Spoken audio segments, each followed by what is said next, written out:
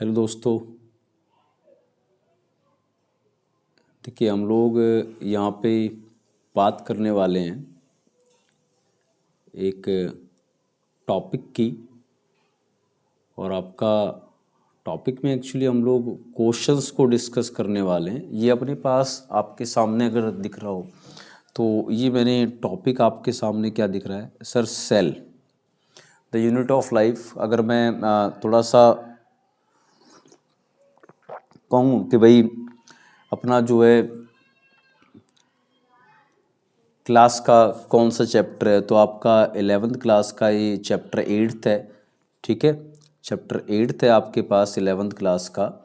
और इसको हम लोग बोल रहे हैं cell the unit of life, basically इसका नाम बुलाया जा रहा है। ठीक है, cell the unit of life बोला जा रहा है।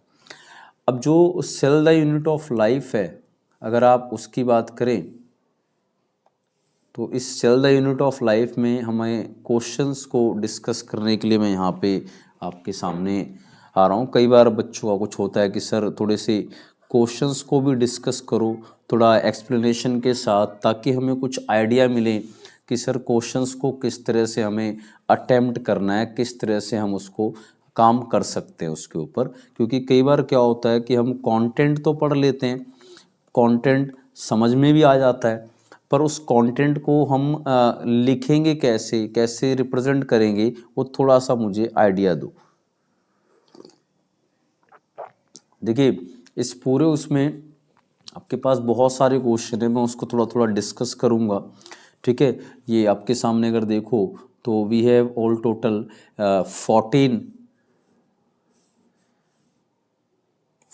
MCQs। तो 14 MCQs की हम लोग बात करेंगे। तो ये 14 MCQs जो हैं उसके बाद हम लोग जो है फिर नेक्स्ट में थोड़े से इनकी क्वेश्चंस की भी बात करेंगे। ठीक है, थोड़ा सा हम लोग पहले इन MCQs की बात करेंगे। आज की इस वीडियो में तो MCQ की ही बात होगी। तो थोड़ा सा समझते हैं MCQ वाले क्वेश्चन इसके अंदर कैसे किस तरह से हमें अटेम्प्ट करना है। तो अपने पास जो है देखो बहुत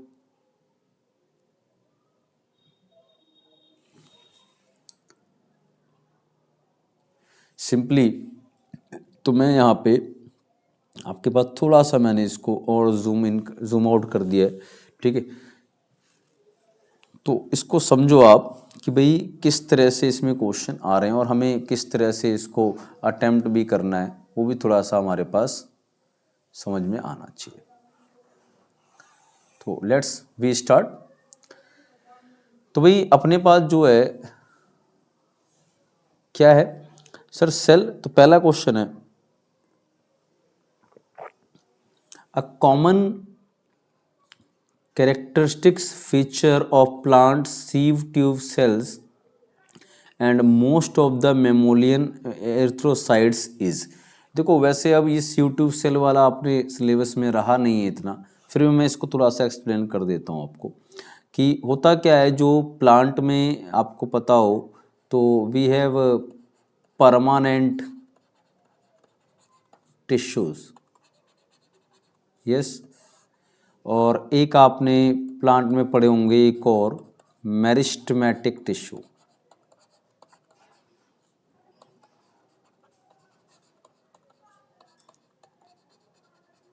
तो परमानेंट टिश्यू और मेरिस्टेमेटिक टिश्यू दो टिश्यूज़ की यहाँ पे हम लोग बेसिकली बात कर रहे हैं। तो ये दोनों टिश्यूज़ को अगर आप देखो तो मेरिस्टेमेटिक परमानेंट में तो भाई प्लांट में वो वाले टिश्यू हु कैन डिवाइड, जिनकी सेल्स डिवाइड कर सकती हैं उनको मेरिस्टेमेटिक, और जिनकी सेल एक्चुअली डिवाइड नहीं करती उनको आप क्या बोल देते हैं, उनको हम लोग नाम बोल देते हैं कि भाई वो परमानेंट टिश्यू हैं।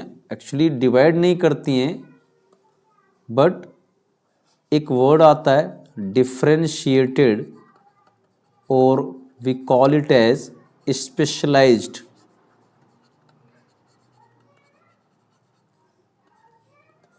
To perform word special function. तो ये परमानेंट टिश्यू है, इसमें मैं रफली अगर बात कहूँ तो हम दो तरह के टिश्यू की बात कर रहे होते हैं। सिंपल परमानेंट होता है एक, और एक एक सिंपल परमानेंट और एक कौन सा होता है, एक कॉम्प्लेक्स। तो सिंपल वाले में पैरेन्काइमा, कोलोनकाइमा, स्क्लेरोकाइमा, कॉम्प्लेक्स वाले में जाइलम और फ्लोएम आते हैं। तो जाइलम के भी 4 टिश्यू होते हैं, जाइलम, बेसिल्स, ट्रैकिड्स, पैरेन्काइमा, और इसके अंदर दूसरा आता है फाइलम आता है, फाइबर्स आ जाते हैं चौथा। फ्लोएम में भी आपके 4 तरह के टिश्यू होते हैं, स्यू ट्यूब सेल्स या एलिमेंट्स बोले जाते हैं। उसके बाद कंपेनियन सेल होते हैं, फिर पैरेन्काइमा और फाइबर इसमें भी होता है। तो जो ये मैं बोल रहा हूँ कि फ्लोएम जो कि परमानेंट टिश्यू का पार्ट है, जो कि फूड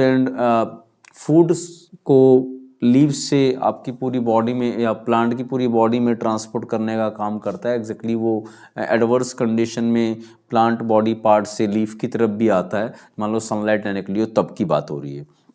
तो जो ये सीयू ट्यूब सेल्स हैं सर, ये एग्जैक्टली क्या हैं सर, ये फ्लोएम के टिश्यू हैं या फ्लोएम के सेल हैं।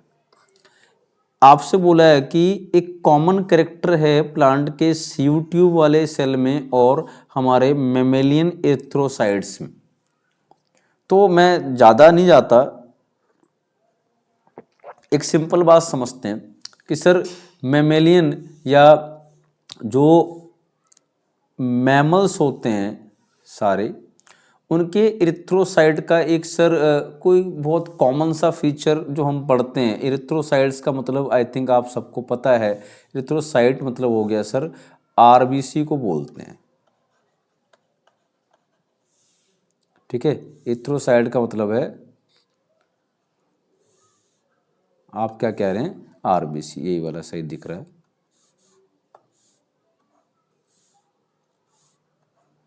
ठीक है। इरिथ्रोसाइट का मतलब है आरबीसी की बात की जा रही है,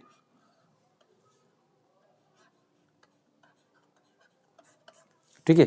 आरबीसी एग्जैक्टली इरिथ्रोसाइट। तो आपको पता है आरबीसी का एक फीचर सर, विदाउट न्यूक्लियस, क्या लिखते हैं, ई न्यूक्लिएटेड या विदाउट न्यूक्लियस। तो सीयू ट्यूब सेल का और आरबीसी का कॉमन फीचर क्या है, एब्सेंस ऑफ न्यूक्लियस। ये हो गया आंसर, ठीक है। फिर दूसरा क्वेश्चन है, select one which is not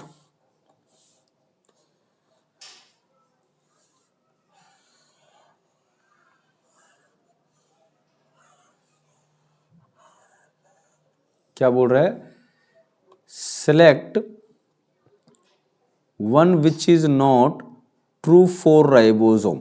ribosome कौन होते हैं सर, पहली बात राइबोसोम का फीचर सर ए मेम्ब्रेनस, मतलब इनके पास कोई मेम्ब्रेन बाउंड स्ट्रक्चर नहीं है, ए मेम्ब्रेनस ऑर्गेनेल हैं, इसीलिए दोनों में प्रेजेंट होती हैं, प्रोकैरियोट यूकैरियोट दोनों में, क्योंकि प्रोकैरियोट में आपकी मेम्ब्रेनस वाली नहीं होती हैं। साथ में राइबोसोम, इसको क्या लिखते हैं, प्रोटीन फैक्ट्री, क्योंकि ये प्रोटीन सिंथेसाइज करते हैं, ठीक है। और फिर राइबोसोम पढ़ा भी होगा आपने, 2 टाइप के होते हैं, 70S और 80S, मेनली ये प्रोकैरियोट में और ये यूकैरियोट में। आपको पता है यूकैरियोट में कई जगह, 2 जगह हैं, माइटोकॉन्ड्रिया और दूसरा है क्लोरोप्लास्ट, जहाँ पे 70S वाले राइबोसोम होते हैं, ठीक है, वो एक्सेप्शन। तो अभी मैं बात क्या कर रहा हूँ कि भाई इसके अंदर अपने पास कि भाई इसमें बोल रहा है select one which is not true for ribosome, ribosome के लिए जो ट्रू नहीं है, भाई 2 सब यूनिट से बना होता है, बिल्कुल सही बात है। ये 70S 80S की अगर आप बात करोगे तो ये 60S और 40S का बना होता है, इधर ये 70S वाला किसका बना होता है, 50S और 30S वाले से बना होता है, ठीक है भाई। उसके बाद फॉर्म पॉलीजोम, बहुत है क्लियर बात कि सर पॉलीजोम क्या होता है, ये मुझे ये भी समझा दो। होता क्या है, mRNA की चेन होती है, ठीक है, mRNA की चेन होती है और उस mRNA की चेन के ऊपर ऐसे राइबोसोम आके अटैच हो जाते हैं, ये क्या है, सारे राइबोसोम्स हैं। तो mRNA की चेन पर राइबोसोम अटैच, तो इस पूरे स्ट्रक्चर को हम लोग क्या नाम बुलाते हैं, पॉलीजोम। ठीक है, ये प्रोक्रियोटिक का फीचर होता है, ये भी ध्यान रखें। तो ये भी सही है एक तरह से, ये भी सही है, ये भी सही है। May attach to mRNA, okay, have no role in protein synthesis. देखो आपको पता है अटैच तो करेगा mRNA से जब प्रोटीन बनाना है, तो ये क्या लिखा है, have no role in protein synthesis. अरे भाई साहब, प्रोटीन सिंथेसिस में क्यों रोल नहीं होगा? तो यही वाला नॉट ट्रू है, क्योंकि प्रोटीन सिंथेसिस इसका मेन रोल है। तो इसने पूछा नॉट ट्रू, कौन सा नहीं है, तो इसने कह रहा है have no role in protein synthesis. तो सर यही रोल तो है, अभी तो बताया मैंने कि प्रोटीन सिंथेसाइज करते हैं। तो ये वाला अपने पास, मतलब ये सारे सही बातें हो गई, सिर्फ ये वाला हुआ जो गलत है। तो करेक्ट आंसर अपना डी हो गया। ठीक है, देखो अगला वाला क्वेश्चन क्या लिखा है, which of the following is not a eukaryotic. Sir मैं सिंपल आपको बता दूं, जो डिफरेंसेस कभी आप पढ़ते हैं, जो प्रोक्रियोटिक और यूक्रियोटिक की अगर आप जब बात करते हैं, तो उनमें जब आप डिफरेंस पढ़ते हैं तो आपको इतना तो पता ही है, जो मैं बेसिकली यहाँ पे डिस्कस करने अभी जा रहा हूँ, वो क्या कि सर जब हम बात करते हैं 5 किंगडम क्लासिफिकेशन की, ध्यान से समझिएगा, रिलेट करिएगा इसको। जब आप 5 किंगडम क्लासिफिकेशन की बात करते हैं तो पहला किंगडम होता है मोनेरा, दूसरा होता है प्रोटिस्टा, तीसरा होता है फंजाई, चौथा होता है प्लांटी, पांचवा हो गया एनिमेलिया। ठीक है, तो इतना तो आपको पता है कि सर ये इसमें कौन आते हैं, इसमें आते हैं सारे बैक्टीरिया। ठीक है, इसमें प्रोटोजोआ वगैरह, फंजाई, प्लांट, एनिमल, पता है आप। तो जो ये चार हैं, ये चार सर ये यूक्रियोट्स हैं। क्या है ये? यूक्रियोटिक सेल हैं। इकलौता ये है जो क्या होता है सर, प्रोकारियोटिक है। ये तो मुझे पता है। और अच्छा, प्रोक्रियोटिक और यूक्रियोटिक में मुझे बेसिक डिफरेंस भी शायद पता होगा। सर प्रोक्रियोटिक सेल में कोई मेम्ब्रेन बॉन्ड ऑर्गेनेल नहीं होती, साथ में सर न्यूक्लियस भी नहीं होता। यूक्रियोटिक में सर मेम्ब्रेन बॉन्ड ऑर्गेनेल भी होती है और न्यूक्लियस भी प्रेजेंट होता है। तो बोल रहा है इनमें से कौन सा यूक्रियोट नहीं है। तो मुझे बस एग्जाम्पल थोड़ा सा पता होना चाहिए कौन किसका एग्जाम्पल है। बस अगर मैं इतना पता कर गया तो मेरे पास आंसर आ जाएगा। जैसे युगलेना, ठीक है, युगलेना कौन होता है सर, ये प्रोटिस्टा वाले में आता है, यूग्लेनॉइड वाली फाइलम में या क्लास में। तो ये प्रोटिस्टा तो यूक्रियोटिक है, तो सर यूक्रियोटिक है ये। फिर ये स्पाइरोगायरा, सर ये होता है एल्गी, ग्रीन एल्गी। साहब प्लांट में पहुंच गए, ये भी यूक्रियोट है आप कह रहे हो। फिर एगेरिकस मशरूम को बोलते हैं, तो ये साहब हैं फंजाई। तो सर ओके, फंजाई मतलब कहाँ आ गए सर आप? सर फंजाई का मतलब हम कहाँ आ गए सर, ये भी यूक्रियोटिक है। सर एनाबेना लिखा हुआ है एक यहाँ पे, तो आपने पढ़ा होगा एनाबेना, नॉस्टॉक, ऑसिलिटोरिया, तीन किसके एग्जाम्पल हैं सर? ये एग्जाम्पल है साइनोबैक्टीरिया का। साइनोबैक्टीरिया जिसको हम लिखते हैं ब्लू ग्रीन एल्गी, और ये किस में आता है सर? ये प्रोक्रियोटिक है। तो इसने सवाल क्या पूछा है? सवाल इसका ये है कि इनमें से कौन सा, विच of the following these is not a eukaryote. तो सर यही है जो यूक्रियोट नहीं है, प्रोक्रियोट। क्लियर है?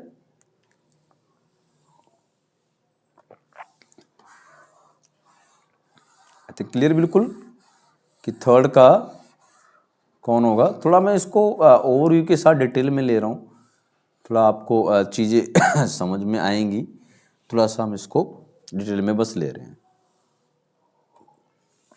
मैं थोड़ा रिलेट कर रहा हूँ जानबूझ के, ताकि थोड़ा आपको आइडिया हो। ठीक है, तो क्वेश्चन नंबर अपने पास आ जाते हैं 4th पे। क्या बोल रहा है sir? Which of the following stains is not use for staining chromosome. ठीक है, क्रोमोजोम जो है, वैसे अभी स्टेनिंग वाला नहीं आता है, फिर भी आपसे अगर कभी क्वेश्चन आए तो आप ध्यान रखेंगे। Just a minute.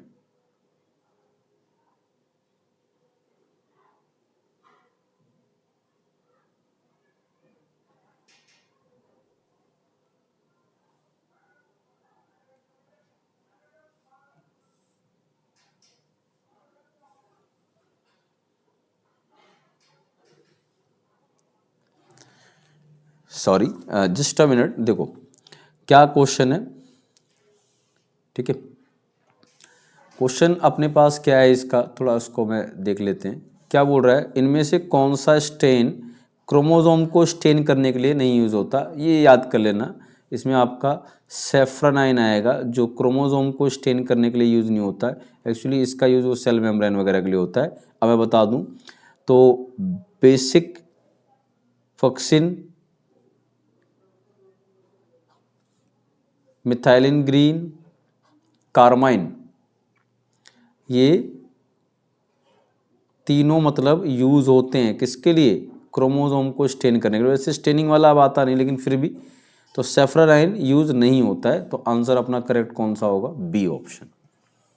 ठीक है, फिर ये आपके पास है different cells have different sizes, arrange the following cells in an ascending order of their size, choose the correct option among the following. देखो आपको पता है माइकोप्लाज्मा तो सर स्मॉलेस्ट सेल होता है, ऑस्ट्रिच एग लार्जेस्ट सेल होता है। तो भैया इसमें नंबर 1 पे तो माइकोप्लाज्मा आएगा, नंबर लास्ट पे कौन आएगा? ऑस्ट्रिच एग आएगा। थोड़ा सा इसको आगे देखते हैं क्वेश्चन क्या कह रहा है। फिर है ह्यूमन आरबीसी और बैक्टीरिया सेल। तो मैंने क्या कहा, माइकोप्लाज्मा सबसे पहले आएगा, मतलब पहला वाला सबसे पहले और सेकंड वाला सबसे लास्ट। तो अपने पास ऐसे दो ऑप्शन है, बी। मैं थोड़ा सा इसको जूम कर लेता हूँ, थोड़ा आपको समझ में आएगा। दिख रहा है? ये पीछे चलते हैं। ये अपने पास पहला माइकोप्लाज्मा है, दूसरा ऑस्ट्रिच एग, फिर तीसरा ह्यूमन आरबीसी है, चौथा बैक्टीरिया है। मतलब पहला कौन सा था? पहला मैं ये लिख दे रहा हूँ, माइकोप्लाज्मा है। दूसरा कौन सा था? दूसरा है आपका ऑस्ट्रिच एग, फिर ह्यूमन आरबीसी और बैक्टीरिया। तो अब इसमें आपको मैंने कहा कि ये तो स्मॉलेस्ट हो गया, तो पहले पे तो ये आएगा, ये लार्जेस्ट हो गया तो लास्ट पे ये आएगा। तो सर ये वाले ऑप्शन तो गलत हो गए, क्योंकि ये इसमें लास्ट पे 4th आ रहा है। फिर उसके बाद बैक्टीरिया और ह्यूमन आरबीसी में अगर आप कहेंगे तो साइज किसका बड़ा होगा? सर ह्यूमन आरबीसी का ही बड़ा मिलेगा। तो आपका तो पहला फर्स्ट, फिर 4th, फिर 3rd, फिर 2nd। तो ऑप्शन फर्स्ट इज करेक्ट। ठीक है, तो पहले माइकोप्लाज्मा सबसे छोटा, फिर आएगा बैक्टीरिया वाला, फिर आएगा ह्यूमन आरबीसी, फिर आएगा लास्ट में ऑस्ट्रिच एग।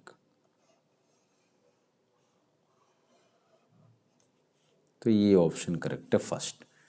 ठीक है, क्वेश्चन नंबर 6 देखिए क्या लिखा है। क्वेश्चन नंबर 6 क्या कह रहा है कि भाई which of the following features is common to prokaryotes and many eukaryotes.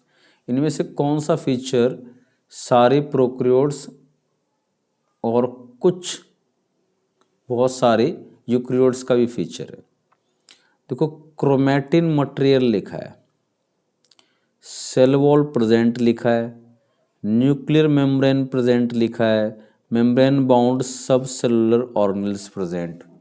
देखिए मैं आपको बिल्कुल सिंपल सा विदाउट एनी कन्फ्यूज़न एक सीधी बात बताता हूँ, पहले बिना किसी कन्फ्यूज़न के एक नॉर्मल सी बात समझते हैं पहले।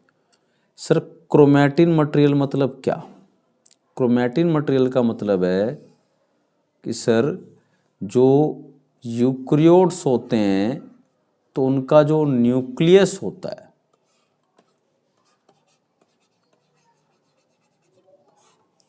सर उनके न्यूक्लियस के अंदर जो डीएनए प्रेजेंट होता है,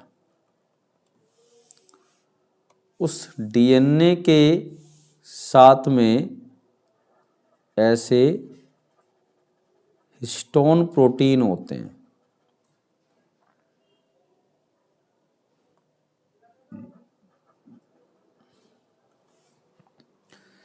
ठीक है, एक सिंगल स्ट्रक्चर को तो बोलते हैं क्या? न्यूक्लियोसोम।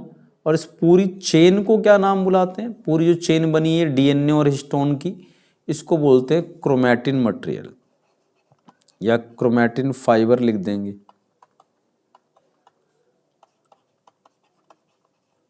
ठीक है सर।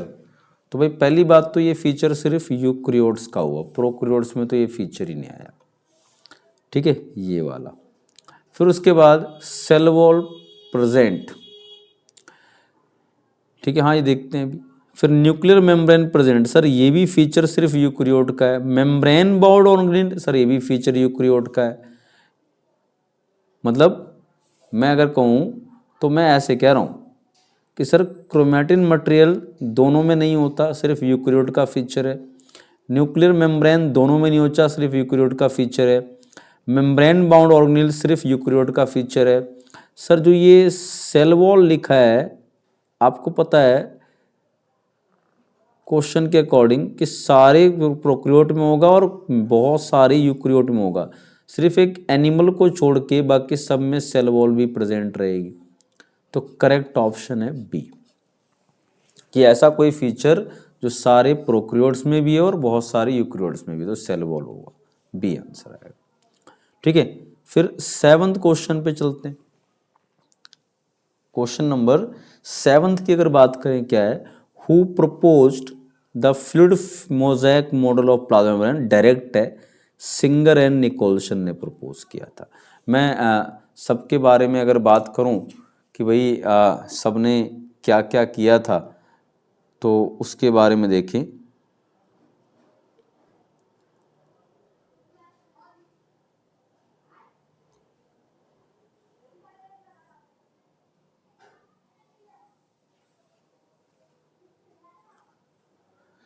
ठीक है, सबके बारे में ज़रा देखें।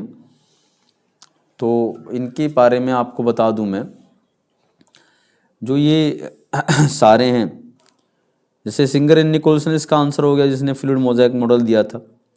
फिर रॉबर्ट ब्राउन, इसने न्यूक्लियस को डिस्कवर किया था, रॉबर्ट हुक सेल वाले थे।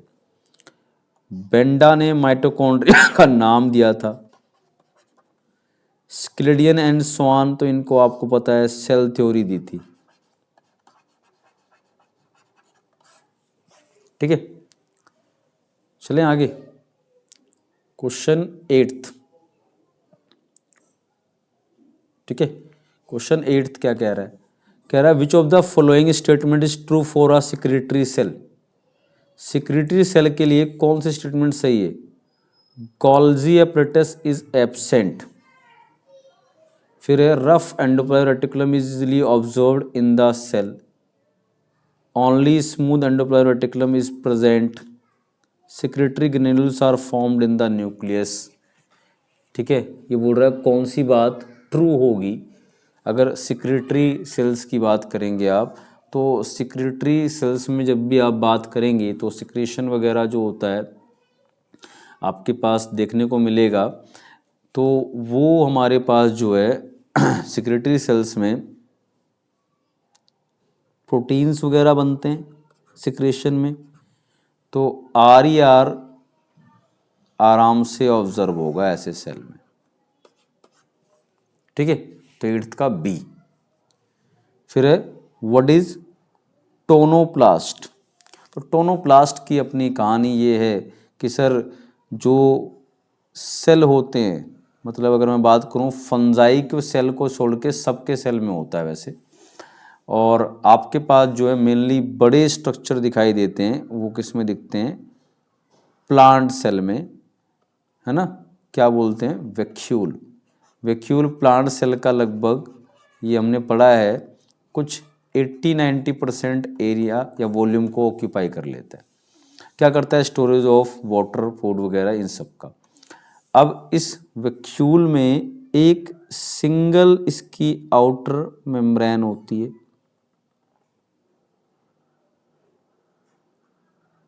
सिंगल ही आउटर मेम्ब्रेन है सर, उसी को हम लोग नाम बुलाते हैं टोनोप्लास्ट। तो इसने क्या कहा कि what is tonoplast, sir outer membrane of mitochondria, नहीं भाई साहब। इनर मेम्ब्रेन ऑफ क्लोरोप्लास्ट, नहीं भाई साहब। Membrane boundary of the vacuole, बिल्कुल करेक्ट बात। और cell membrane of plant cell, बिल्कुल गलत बात। तो C option will be correct. ठीक है, क्वेश्चन नंबर 10 को भी यहीं देख लेते हैं, क्या लिखा है, which of the following is not true of a eukaryotic cell. Cell wall made up of peptidoglycan, भाई पहला ही हो गया ना। आपको अगर पता हो तो मैं थोड़ा कुछ कुछ बता दूं।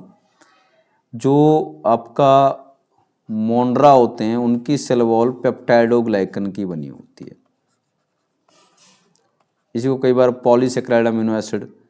प्रोटिस्टा की सेल वॉल वैसे अलग अलग तरह से, पर उसमें आपका सेलुलोज भी होता है, किसी में आपको पता है जो है फ्लेक्सिबल लेयर होती है, जो है आपके पास यूग्लियोनॉइड्स वगैरह में, तो उसकी बनी होती है। उसके अलावा आपका फंजाई की सेल वॉल किसकी बनी होती है, काइटिन की बनी होती है। ये फ्लेक्सिबल लेयर पेलिकल है, जिसको ना पता हो। प्लांट की सेल वॉल सेलुलोज मेनली हो गया, हेमी सेलुलोज हो गया, कैल्शियम पैक्टाइड हो गया। एनिमल सेल में तो सेल वॉल होती नहीं। तो बोल रहा है यूक्रियोटिक, तो यूक्रियोटिक मोनरा को छोड़ के सारी हैं, तो बोल रहा है यूक्रियोटिक का feature true of eukaryotic cell. कौन सी बात इसमें से यूकैरियोटिक सेल के लिए सही नहीं है, सर एटीएस टाइप राइबोसोम बिल्कुल सही है। माइटोकॉन्ड्रिया कंटेन सर्कुलर डीएनए, बिल्कुल सही है। माइटोकॉन्ड्रिया में सर्कुलर डीएनए होता है प्लस 70s राइबोसोम होते हैं। मेम्ब्रेन बाउंड ऑर्गेनीन, बिल्कुल सही है सर। सर ये वाली बात नहीं है, सेल वॉल जो है पेप्टाइडोग्लाइकन की, ये मोनरा की होती है, ना कि यूकैरियोटिक की। और मोनरा तो नाम लिखते ही क्या आएगा, कौन साहब हैं सर, ये तो प्रोकैरियोटिक है जी। तो सिर्फ ये वाली बात इनकरेक्ट है, तो option A will be the right answer for 10th question. ठीक है, चले ये लास्ट के अपने 4 क्वेश्चन बचते हैं, इनको भी जरा थोड़ा सा समझते हैं क्या बोला जा रहा है। ठीक है, तो क्वेश्चन नंबर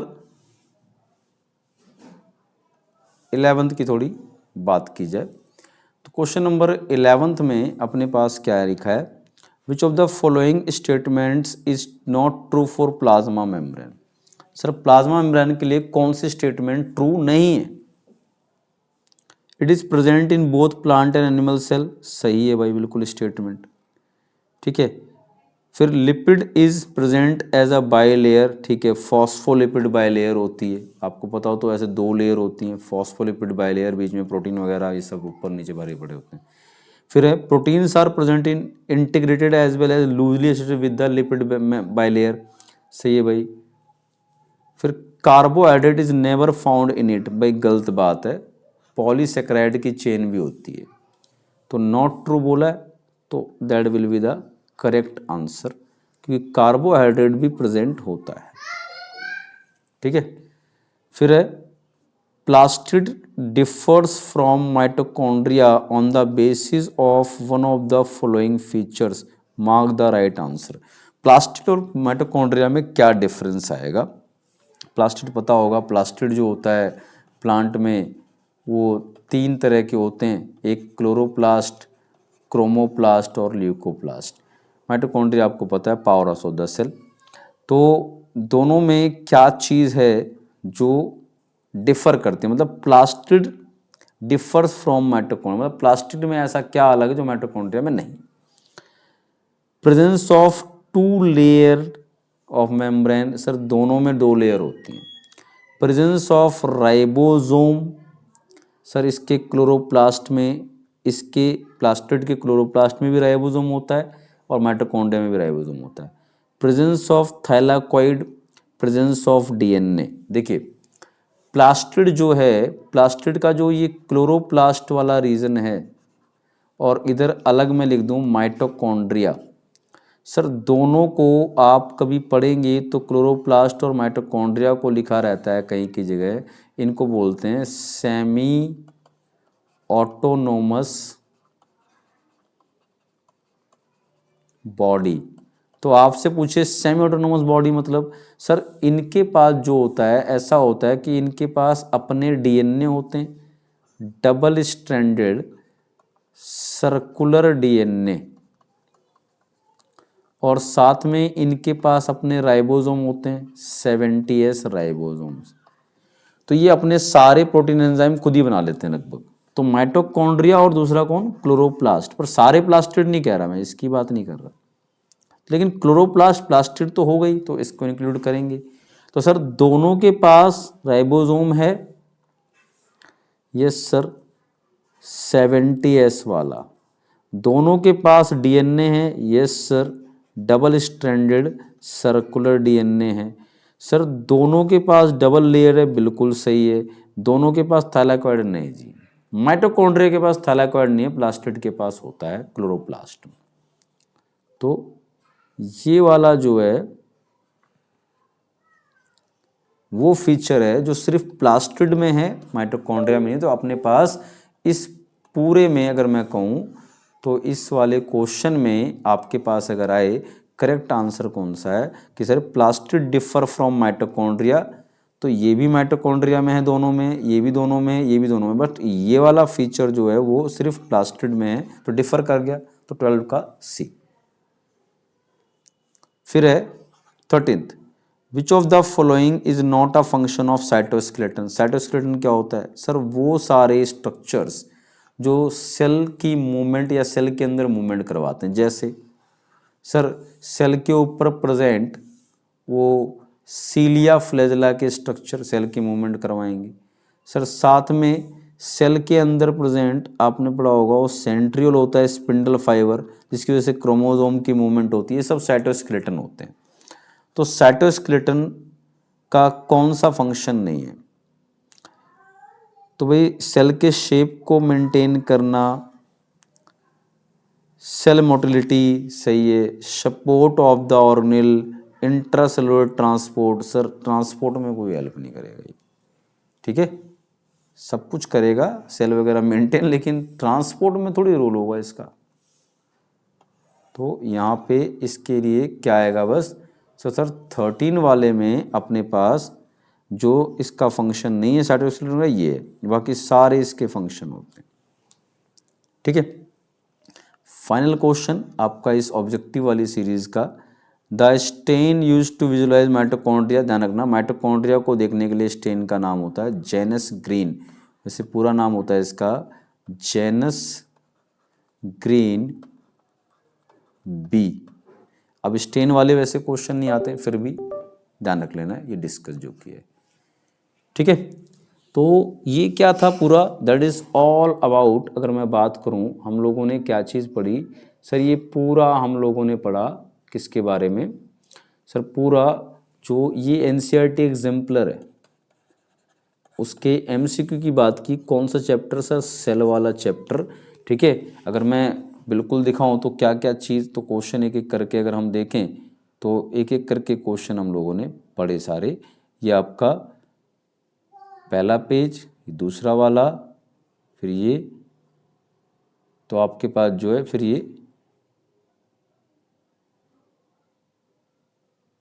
क्या है देखो,